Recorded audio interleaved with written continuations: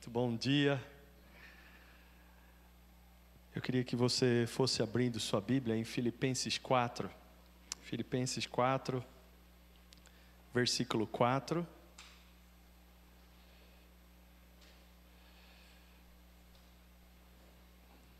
Enquanto você abre, eu quero dar um recado. Nós vamos ter neste sábado que vem culto de jovens às 19h30. Amém? Então, queria pedir a você que se sente jovem. Tenho certeza que nosso líder de jovens concorda com isso. E você é muito bem-vindo. Alguém aqui se sente jovem? Amém? Quantos conseguem levantar a mão numa pergunta dessa? Tem gente que levantou a mão assim, mas tem gente que está assim. Fala para quem está do seu lado, você é convidado para estar aqui no culto dos jovens. Você é jovem. Continua jovem. Sim, Ladércio. Nós somos. Ainda que o homem exterior se corrompa, por dentro nós estamos sendo fortalecidos. É um versículo. É uma palavra. Nós estamos sendo renovados. E então esse culto é para você também e para todos. Se você sabe de algum jovem que vai se beneficiar de estar aqui, fique atento, querido. Esteja orando e convida para estar aqui próximo sábado às 19h30. Vai ser poderoso. E ora, amado, para que Deus toque os jovens que estiverem aqui, que façam uma obra preciosa. Amém? Mas nós vamos ler então Filipenses 4:4, que diz assim: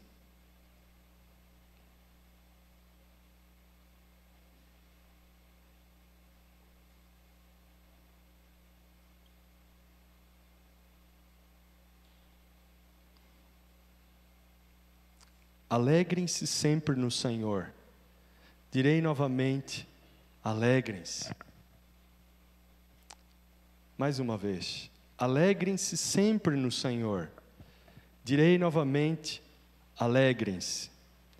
Eu queria ler também Salmo 32, o último versículo do Salmo 32. Salmo 32, versículo 11, diz assim: alegrem-se no Senhor e exultem, vocês que são justos. Cantem de alegria, todos vocês que são retos de coração. Amém? Vamos orar. Senhor, obrigado por esta hora. Obrigado pela oportunidade que temos de estar juntos e a oportunidade que temos de meditar na Tua palavra e ouvir a Tua voz. Senhor, fala conosco nesta manhã. Nós desejamos, ó Deus, que o Senhor fale aos nossos corações. E que aquilo que ouvirmos, ó Deus, Senhor, seja uma semente plantada em solo bom, o solo dos nossos corações, que vai crescer e dar muito fruto. Senhor, eu desde já profetizo, eu oro e profetizo, que haverá uma alegria muito maior, brotando, crescendo no coração de cada um dos irmãos aqui, de cada um que está ouvindo essa palavra, porque a Tua palavra cumpre o propósito para o qual foi lançada. Então, Deus, nós profetizamos, Senhor, uma alegria que vai crescer em cada coração, em nome de Jesus. Amém. Queridos, este primeiro texto que nós lemos de Filipenses 4:4, a gente ouve uma ordem de Deus, e é uma ordem de Deus para que nós nos alegremos. Deus dá uma ordem, alegrem-se. É uma ordem de Deus para nós, alegrem-se. E é curioso como esta palavra, ela se repete. Deus diz, alegrem-se, e no texto diz assim, novamente direi, alegrem-se. Alegrem-se no Senhor, alegrem-se sempre no Senhor. Direi novamente, alegrem-se. E eu achei muito interessante, esses tempos atrás, estávamos aqui num tempo de jejum, e a pastora Ana Lígia, ela trouxe um texto do Salmo 32. E ela estava lendo o Salmo 32 e falando do Salmo, e de repente no final do Salmo, você vê de novo esse padrão de alegria, 2 vezes. Sabe assim, quando Deus enfatiza, esse último versículo do Salmo 32 diz assim: alegrem-se no Senhor e exultem, né? Exultem, regozijem-se, alegrem-se muito. E ele continua no mesmo versículo: cantem de alegria, todos vocês que são retos de coração. Sabe, como se Deus estivesse dizendo assim para nós: olha, eu tenho uma ordem para você, se alegra. Deixa eu repetir: se alegra no Senhor. Fala para quem está do seu lado: se alegra em Deus. Não é interessante que nós temos uma ordem de Deus para as nossas emoções? Deus tem uma ordem para a nossa vida de emoções. E essa ordem tem alegria. É quase como dizer a uma criança, dizer assim: olha, eu quero que você se divirta muito. A minha ordem para você nesse dia é: se divirta, se alegra. Faz aquilo que você gosta. Mas essa ordem é uma ordem que diz que a gente se alegra em Deus, né? Mas essa ordem dupla. E quando a gente ouve isso, eu não sei você, mas uma pergunta que logo segue é: como? Como é que eu faço isso então? Deus tem uma ordem, Ele quer que eu me alegre, é ordem de Deus que eu me alegre. Como é que eu vou fazer isso? Como é que Deus quer que nos alegremos nele? Eu queria dizer, eu estava ontem meditando e fui achar textos sobre alegria, e os que eu mais gostei foram 36. Tinha muitos mais. E é que alguns eu falo assim: não dá para separar esse. Eu não vou meditar em 36, eu vou ficar por uma porção, na verdade, do Salmo 32. Mas a palavra de Deus tem tanto ensino sobre alegria, porque era um desejo de Deus que nos alegrássemos. Sabe, Deus quer que você seja uma pessoa alegre, é uma ordem dele. Olha que ordem preciosa. E eu queria falar, e se eu pudesse dar um tema aqui, só para organizar o que vamos dizer, eu queria falar sobre os segredos da alegria em Deus. E nós vamos lá no Salmo 32, porque o Salmo 32 tem as respostas, tem esses segredos de alegria em Deus. Como é que nós nos alegramos em Deus? Primeiro segredo é que a ordem é de alegria no Senhor. Alegrem-se no Senhor. Os 2 textos, tanto Filipenses quanto o texto de Salmos, falam para nós nos alegrarmos no Senhor. Sabe por que a palavra diz isso? Porque existe alegria em outros lugares, querido. E talvez você, fazendo um cálculo, você saiba aquelas coisas que te dão alegria. Espero que você saiba de muitas coisas que te dão alegria. E há muitas coisas interessantes que nos dão alegria. Algumas coisas são muito legítimas, que nos dão alegria. Por exemplo, comida. Amados, eu não sei vocês, mas eu tenho alegria com muito tipo de comida. E alguns mais do que outros. Mas sabe quando o prato está pronto e você fala assim: que coisa legal. Eu estive agora em Londrina, na casa dos meus pais, e você se senta à mesa ali com as pessoas à mesa, e de repente aquele prato de comida que você gosta. Então, comida é uma fonte de alegria. Minha mãe, né, fazendo comida, né, estando ali com quem a gente estava. Pessoas dão alegria, né? Pessoas são motivo de alegria, né? E isso é importante, né? Nós temos alegria com muitas pessoas. Que bom te ver. Foi muito bom rever os irmãos hoje pela manhã, né? Chega aqui, você ouve isso, você revê, é tão bom. Muitas pessoas são motivo de alegria, queridos. E é bom que é assim, né? É plano de Deus que seja assim. Há muitas fontes de alegria.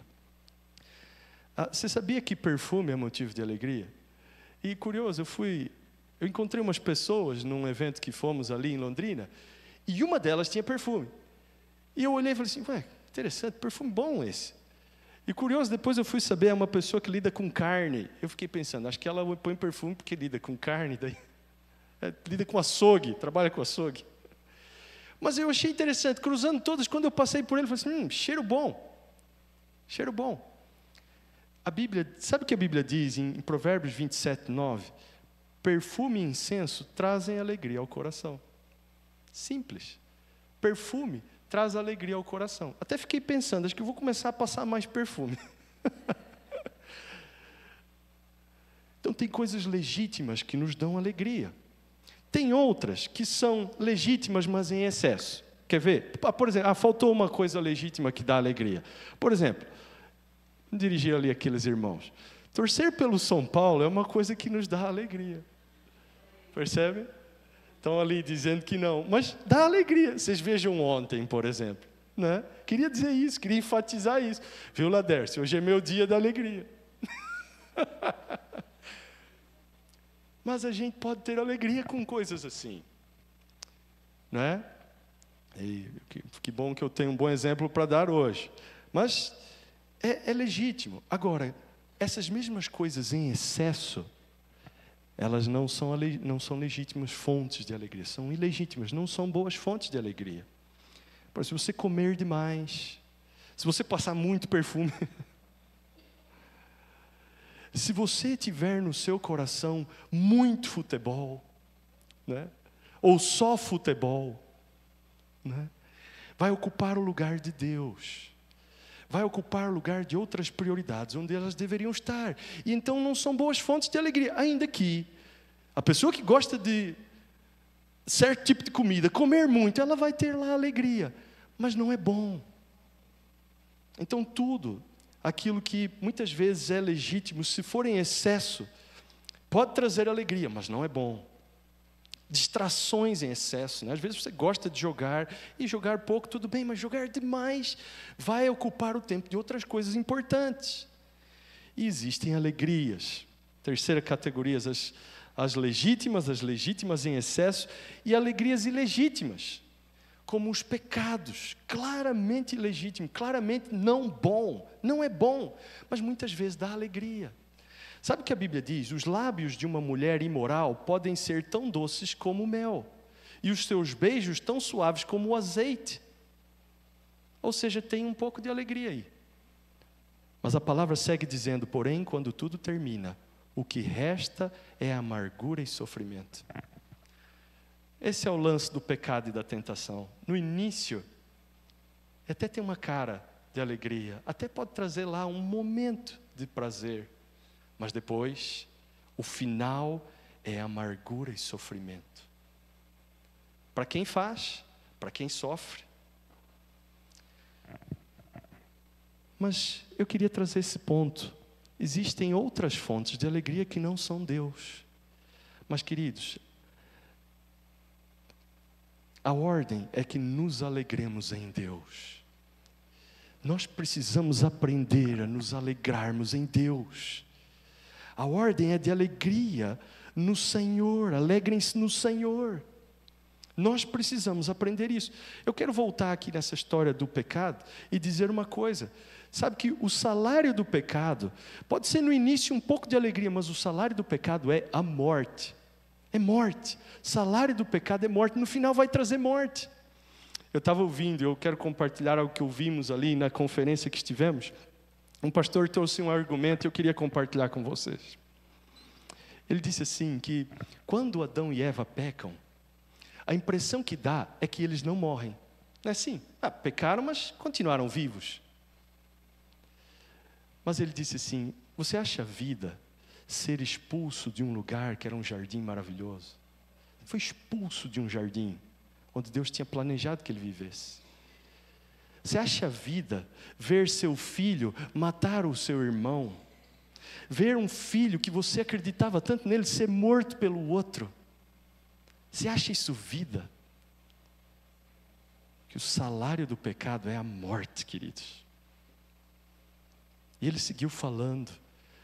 Mas ele falou assim, muitas vezes, um tiro na nuca seria mais compensador do que certos tipos de coisas que se chama de vida. Tem gente que está morto-vivo, vocês entendem isso. Mas sabem, queridos, embora essas fontes de alegria, elas existam, Deus nos chama a nos alegrarmos nele. Deus é o que produz a melhor alegria. Há uma fonte de alegria em Deus. Deus é um Deus que quer trazer alegria para nós, com Ele, com Ele. O fruto da presença de Deus é alegria. Mas esse salmo traz outros segredos aqui, e eu queria percorrê-los. Mais 3. Então, se alegre em Deus. Existem outras fontes de alegria, existem outras fontes. Mas se alegre em Deus, descubra Deus como fonte da sua alegria. Amém? Segundo lugar, segundo segredo, lide bem com o pecado. O Salmo, no início do Salmo, diz assim: como é feliz aquele que tem suas transgressões perdoadas e seus pecados apagados. Ele vai trazer algumas afirmações sobre o pecado. E nós precisamos lidar bem com o pecado para chegarmos num lugar de alegria em Deus. Não dá para ignorar a questão do pecado e ter alegria no Senhor. Nós não podemos ignorar o pecado. Nós precisamos lidar bem com o pecado. Porque o texto vai dizer isso: como é feliz aquele que tem suas transgressões perdoadas e seus pecados apagados. É feliz a pessoa que tem, assim, esse apagar, esse perdão. E, queridos, se a palavra diz isso, é porque é possível ter pecados perdoados. E transgressões perdoadas e pecados apagados. Queridos, olha que forte. Apagados. E, queridos, apagados aos olhos de quem mais importa. Talvez você pecou e as pessoas ao seu redor não esqueceram, não apagaram os pecados. Mas você precisa ter seus pecados apagados por Deus.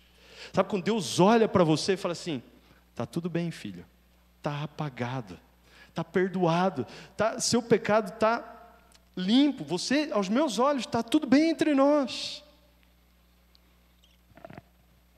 Nós precisamos disso. E como é feliz a pessoa que tem suas transgressões assim perdoadas e seus pecados apagados. É possível, queridos, é Ele. É Deus que pode perdoar os nossos pecados. É Ele, é só Deus que pode fazer isso. É por isso que esse tipo de alegria só encontramos em Deus. É só Ele que perdoa e apaga os pecados. E depois vai dizer assim: como é feliz aquele a quem o Senhor não atribui culpa e em quem não há hipocrisia. Está falando sobre lidar com o pecado.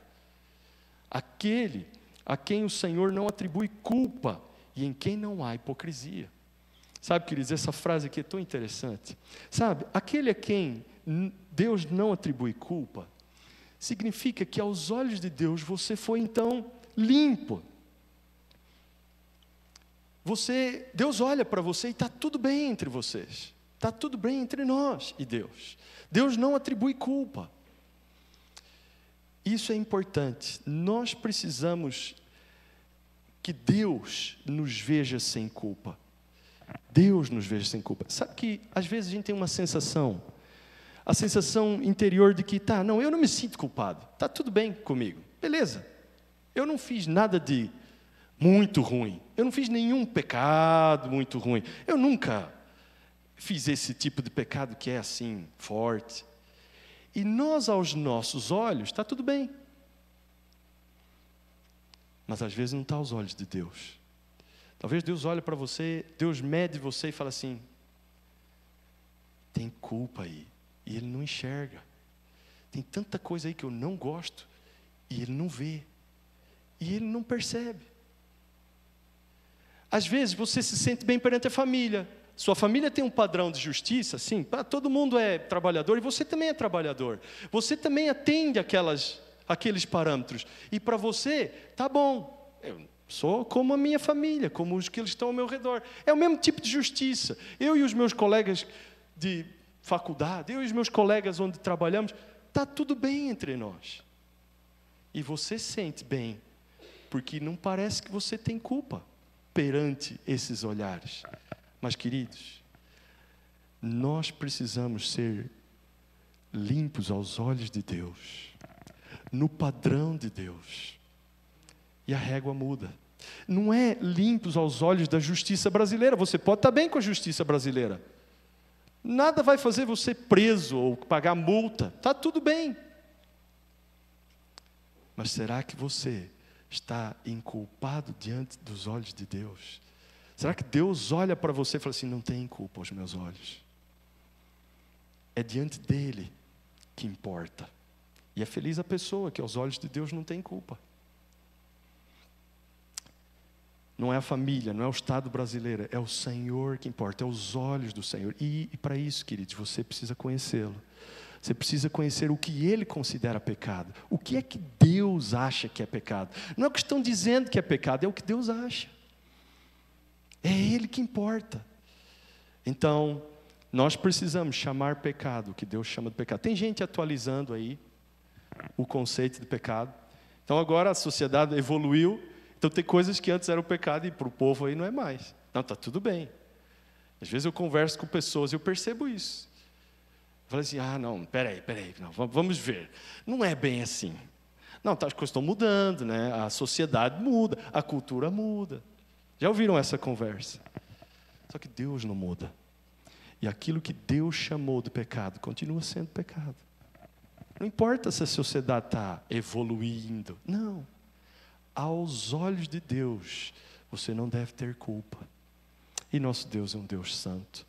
E nós temos como saber o que Ele considera pecado e errado e transgressão. Nós temos como saber. Nós não somos, eu não sei, então eu vou seguir assim. Não, há como saber. Você pode conhecer aquilo que Deus considera pecado. Mas essa frase também diz assim, é feliz aquele em quem não há hipocrisia. Se culpa tem a ver com aquilo que Deus pensa sobre nós, hipocrisia tem a ver com aquilo que os outros pensam sobre nós. Sabe assim? Tem a ver com o conceito dos outros. E aí, queridos, como é que você se parece com as pessoas que estão ao seu redor? Como é que eles olham para você? Fulano é 100% inculpável. Ou as pessoas olham para você e falam assim, não, está ali uma pessoa em construção. Está ali uma pessoa que está avançando, que está lutando contra o pecado. Eles conseguem ver isso em você? Ou você é assim, perfeito aos olhos dos outros? Forma de andar, de vestir, está tudo perfeito. Amados, nós temos que andar com o máximo do que entendemos. Mas há áreas da nossa vida que nós precisamos avançar. E não deve haver hipocrisia. A gente não deve jogar para a torcida. Eu estava ali, preparando para vir aqui, e eu falei com o pastor Daniel, falei assim, Daniel, eu me sinto às vezes mal, porque eu podia ter feito algo melhor e não fiz. E eu confessei ali um pecado, e de pronto, ele falou algo ali também. Mas sabe, queridos, nós não somos, nós estamos a caminho. Quando Jesus ensina a orar, Ele fala assim, orem, perdoa-nos os nossos pecados. Eu sei que nós temos que inspirar uns aos outros o melhor, queridos, e vocês vão ver, né, nas nossas vidas, a paixão por Deus genuína, a vida com Deus genuína, queridos, há amor por Jesus, há amor pelas coisas de Deus, mas nós estamos lutando. Nós estamos lutando e não deve haver hipocrisia. A palavra diz assim, Tiago 5,16, portanto confessai os vossos pecados uns aos outros e orai uns pelos outros, para que sejam curados. A oração de um justo é poderosa e eficaz. Nós precisamos confessar os pecados uns aos outros. Nós precisamos lutar juntos uns com os outros. Você precisa achar irmãos, líderes, que conheçam você a ponto de você confessar seus pecados uns aos outros para ser curado, sob pena de você carregar feridas abertas de pecado que não saram. Confessai os vossos pecados uns aos outros e orai uns pelos outros. É nesse contexto que a oração de um justo é poderosa e eficaz. Amado, a única forma de você receber essa oração poderosa e eficaz sobre sua luta contra o pecado é você abrir. Se você não falar com um líder, com um irmão amado, confiável, se você não abrir, você não vai receber esse tipo de oração que é justa e eficaz, poderosa e eficaz, capaz de trazer cura sobre essa área da sua vida. Eu me lembro um dia que eu ia num lugar que a gente confessava pecado naquele lugar, um grupo de amigos que confessava pecado. E eu lembro de um dia chegar lá, e eu cheguei naquele lugar assim tão chateado, porque eu não estava vencendo um tipo de pecado e tal. E naquele lugar, naquele dia que eu estava me sentindo tão mal, um irmão veio para mim e falou assim, querido, eu fui levado a orar por você na minha casa. Amados, olha, essa frase, e saber que tinha um homem orando por mim, amado, foi tão poderoso aquilo. Eu guardei aquilo. Toda vez que eu encontro aquele rapaz, eu falo assim, cara, aquela oração, aquele dia, fez toda a diferença. Porque nós precisamos de oração para poder avançar, para poder ser curado. E para receber então esse tipo de oração, você precisa confessar seus pecados. Amados, eu quero falar, eu não quero deixar isso aqui genérico.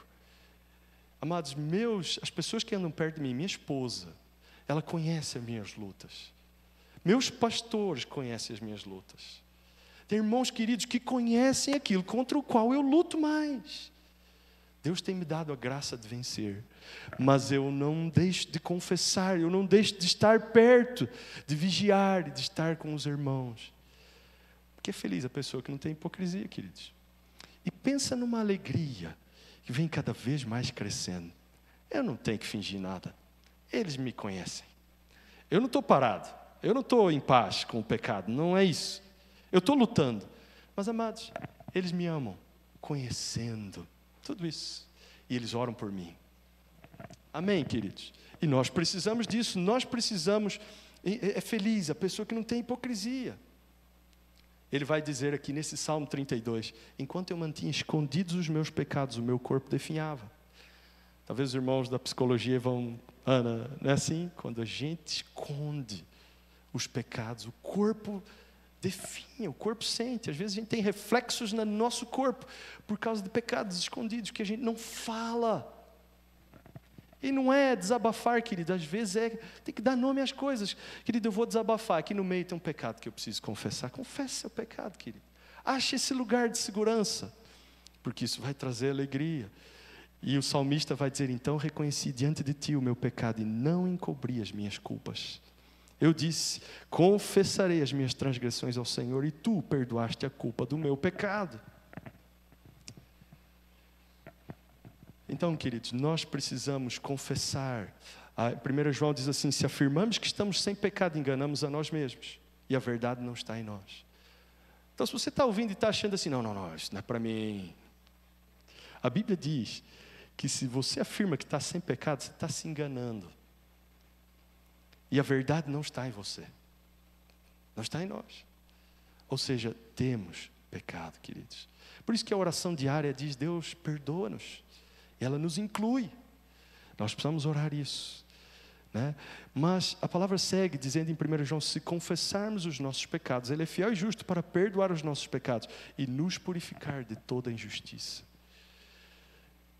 Deus é poderoso para nos perdoar os pecados e nos purificar de toda a injustiça. Amém, queridos? Esse é o caminho do Senhor. É assim que Ele vai apagar seu pecado. Ele é poderoso, Ele é fiel e justo para perdoar os nossos pecados e nos purificar de toda a injustiça.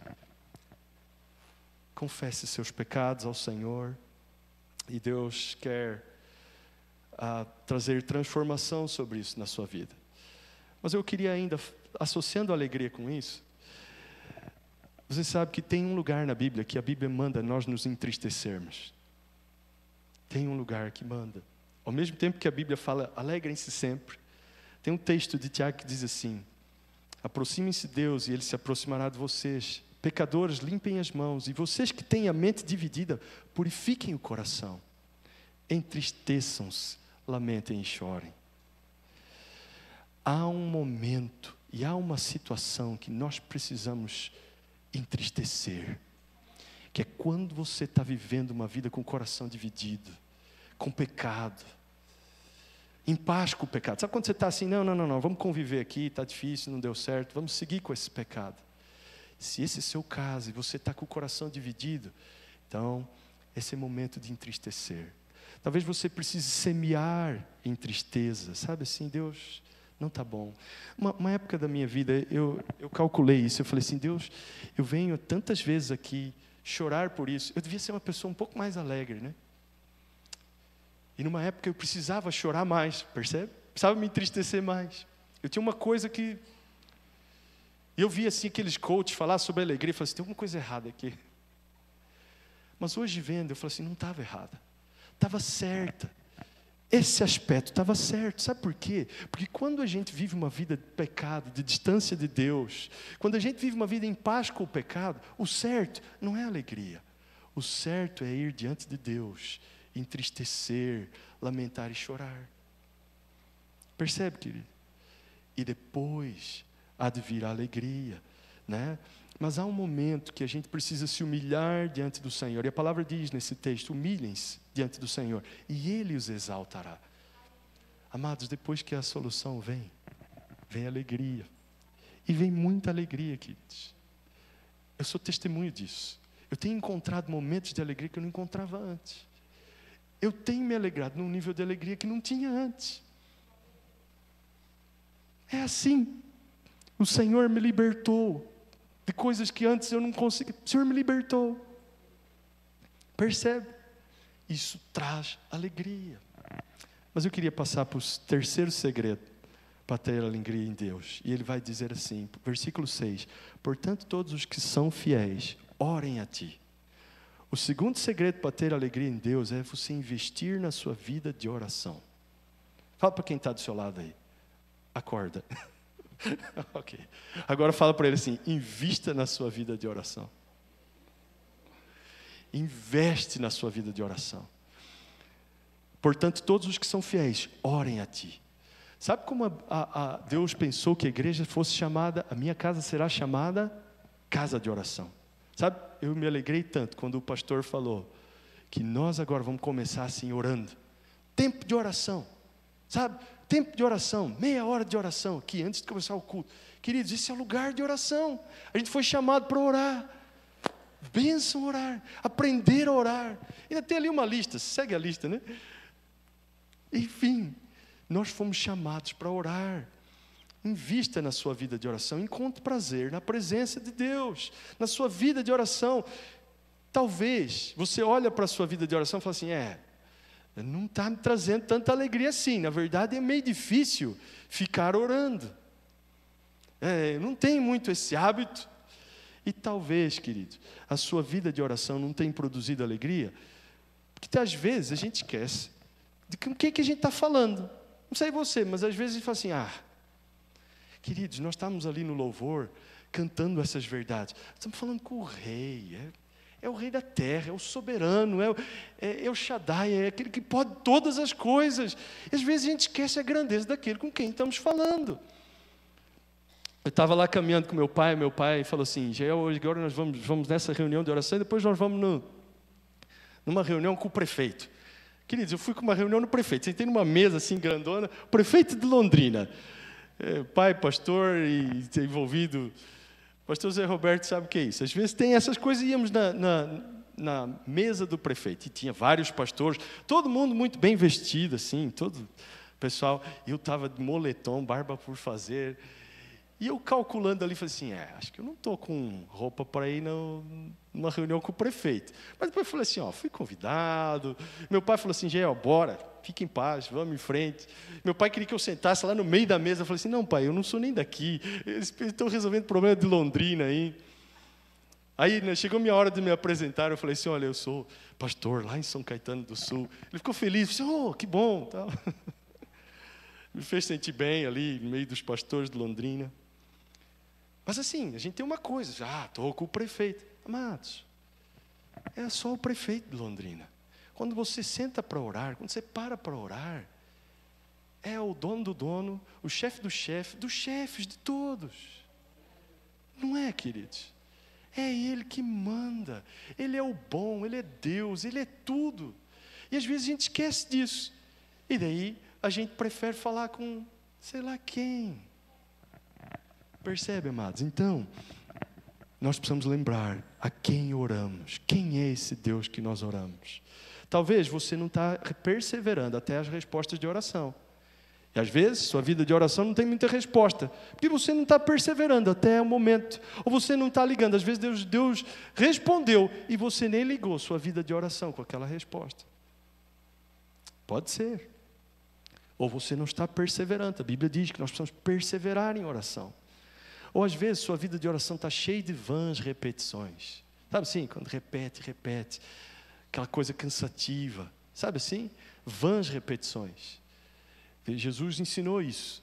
E às vezes nossa vida de oração é repetitiva. Eu fico pensando se às vezes Deus não cansa da gente. Fala assim, pô, de novo, falando igualzinho. Eu sei que Deus tem muita paciência conosco, sabe, queridos? Deus tem muita paciência. Fique em paz. Se você não tem outras palavras, use as melhores que você tem, mas que venham do seu coração. Eu fui lá na biblioteca de livros do meu pai e eu estava tentando surrupiar mais alguns livros. Então fui, fiz a lista, peguei, empilhei os livros e quando eu fui trazer, pai, tu pensei em levar estes. Ele foi, olhou e falou assim, não, esse aqui é sobre oração, esse aqui não. E olha que meu pai é um homem que ora, eu acompanhei ele lá orando, ora bastante, tudo. Ele veio aqui na minha casa, o livro que ele levou era sobre oração. E depois ficou falando, já li, estou quase no final. Invista na sua vida de oração. Nós temos homens de Deus que oram por períodos aqui, gente que ora. Talvez você pode aprender como eles oram. Nós tivemos lá um que foi, depois quero até compartilhar, mas o pastor presidente do Conselho de Pastores de Cornélio Procópio, ele estava falando daquilo que Deus está fazendo ali, e uma das coisas que eu percebi, que uma das chaves do que Deus está fazendo ali, é como eles fazem uma certa reunião de oração. Não tive dúvida, eu estava lá com a Tati e falei assim, como é que o senhor faz? Como é que o senhor faz esse tempo de oração? Como é que vocês organizam, sabe? Porque nós precisamos investir e aprender a orar. Sabe, às vezes você não está acostumado. Sabe um motivo porque às vezes sua vida de oração não traz tanta alegria? Porque é pequena. É oração de almoço, oração de dormir, aquele negócio assim para cumprir. Queridos, isso não traz tanta alegria. A palavra de Deus diz assim, não se apresse em deixar a presença do rei, nem se levante em favor de uma causa errada, visto que o rei faz o que bem entende. Mas sabe, às vezes a gente entra na presença do rei e sai logo, sai correndo. Não é assim? Não se apresse. Deus quer que você passe tempo na presença dEle. Talvez você não está assim, olha, eu me lembro uma angústia no meu início, eu ficava perguntando, como é que você passa uma hora de oração? Para mim não conseguia aquilo, acabava sempre muito rápido, e eu via que os homens de Deus bem-sucedidos oravam bastante, então eu precisava aprender aquilo, e eu ficava perguntando, como é que você faz? E talvez falta fé na sua vida de oração, eu não sei, queridos, mas invista na sua vida de oração. Eu preciso parar. Eu queria só colocar aqui. Jesus fala tanto sobre isso, né? No momento da vida de Jesus, ele vai dizer assim: olha, peçam para que a alegria de vocês seja completa. Até agora vocês não pediram nada, ele fala para os discípulos. Peçam para que a alegria de vocês seja completa. Sabe, queridos, nossa vida de oração vai trazer alegrias. Alegria. Estar com Deus, ter pedidos respondidos, traz alegria. Quarta e última coisa, o segredo de alegria desse salmo. Siga a liderança de Deus. Seja um discípulo de Jesus. O salmo vai dizer assim: eu o instruirei, o ensinarei no caminho que você deve seguir. Eu o aconselharei, cuidarei de você. Olha que lindo, queridos. Deus, Ele quer instruir, ensinar. Ele quer aconselhar, Ele quer cuidar de você, percebe? É coisa de discípulo, é só quem está perto que tem isso. É só discípulo que vai ter instrução, ensino, aconselho, cuidado. E sabe, queridos, às vezes você quer ter tudo isso aqui que Deus faz quando você está seguindo a liderança. Então vai onde Ele está, segue o Senhor. Tem grupo de comunhão?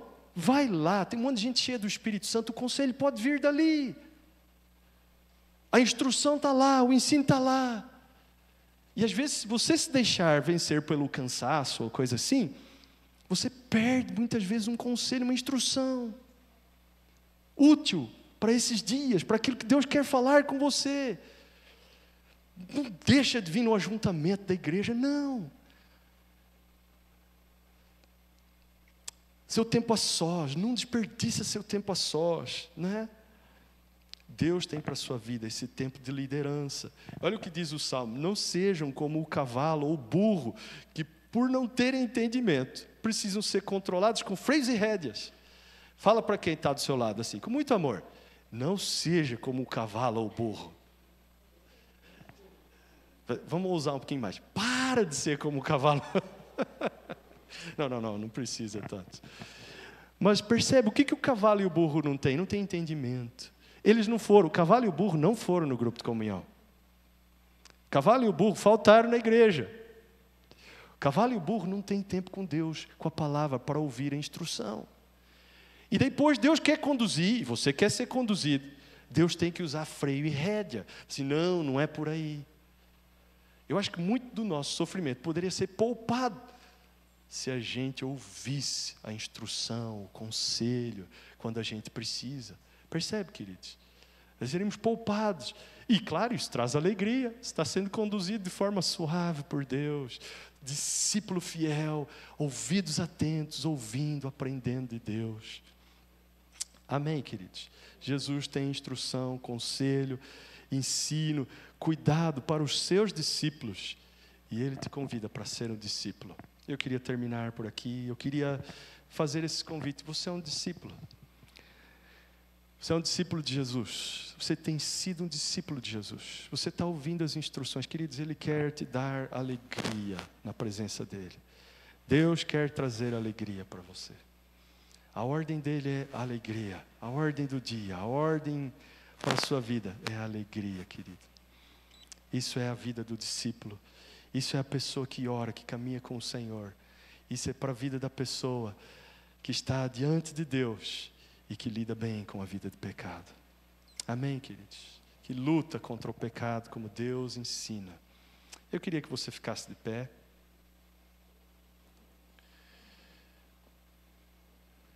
E eu quero orar por você. Eu queria que você tivesse uma oportunidade nessa hora. Se você não é discípulo, eu queria que você se comprometesse a ser um discípulo. Você tem recebido essa instrução de Deus.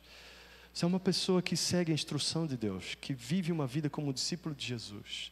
Se você ainda não é, Deus quer que você seja. Então eu queria que você fizesse uma oração onde você está e dissesse a Deus: Deus, eu quero ser um discípulo e um discípulo fiel. Eu quero te ouvir, porque eu sei que te ouvir e seguir a tua instrução traz alegria. Eu quero me alegrar no Senhor, acima de qualquer outra coisa. Eu quero ter no Senhor a fonte da minha maior alegria. Remove, Senhor, os ídolos, remove as distrações, as outras fontes ruins de alegria. Que o Senhor seja a minha maior alegria. Eu quero te seguir, Deus. Eu queria dar uma oportunidade para você fazer essa oração onde você está. Fala isso com as suas palavras: Senhor, me perdoa. Senhor, eu quero ser um discípulo, eu quero seguir o Senhor, eu quero seguir a tua instrução, porque eu sei que é isso que traz alegria para nós. Então, se você não fez essa oração, faça essa oração. Diz: Senhor, eu quero ser um discípulo fiel. Encontre em mim um discípulo fiel.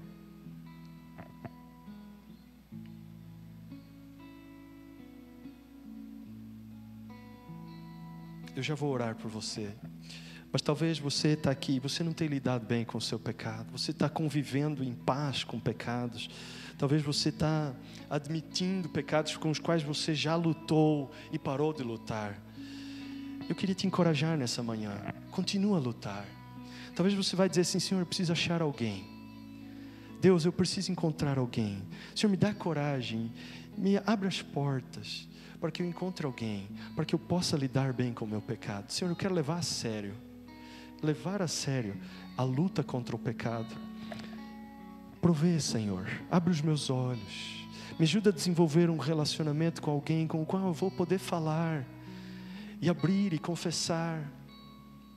Talvez você tenha pecados que você admitiu, você precisa voltar a confessar a Deus esses pecados. Talvez você vai dizer a Deus nessa manhã: Senhor, mostra-me os pecados que eu não consigo ver. Porque há pecados, queridos, que são pecados invisíveis aos nossos olhos. Pede ao Senhor: Senhor, mostra-me o que precisa mudar. Onde estão esses pecados? Mostra-me, Senhor. Mas lide com o pecado. E talvez você vai orar nessa manhã também sobre sua vida de oração. Senhor, aviva a minha vida de oração. Eu quero ter prazer na tua presença. Eu quero amar os teus átrios, eu quero amar o lugar da tua habitação. Pai, no nome de Jesus, eu oro, Senhor, nesta hora, Senhor, por cada um que está aqui, por todos aqueles que nos ouvem, nos acompanham pelas redes sociais. Eu quero orar por cada um. Meu Deus, a minha oração, Deus, é para que o Senhor traga, Senhor, cada vez mais essa alegria que é encontrada em Ti. O perdão, Senhor, que as pessoas precisam. Senhor, as transgressões perdoadas, o pecado apagado. Senhor, traz isto, Deus, para cada um, Senhor. Que haja confissão de pecados. Que haja confissão, admissão, confissão diante do Senhor, diante uns dos outros. Pai, no nome de Jesus, eu oro, Senhor, para que o Senhor avive a vida de oração. Senhor, que aqueles que são fiéis orem a Ti, Deus. Aviva a vida de oração, Senhor, de cada um, Pai, no nome de Jesus. E faz-nos discípulos, Deus, que seguem a Tua liderança, a liderança do Senhor. Seguem a Tua liderança, Senhor, que ouvem e obedecem a Tua voz. Em nome de Jesus, Deus. Amém.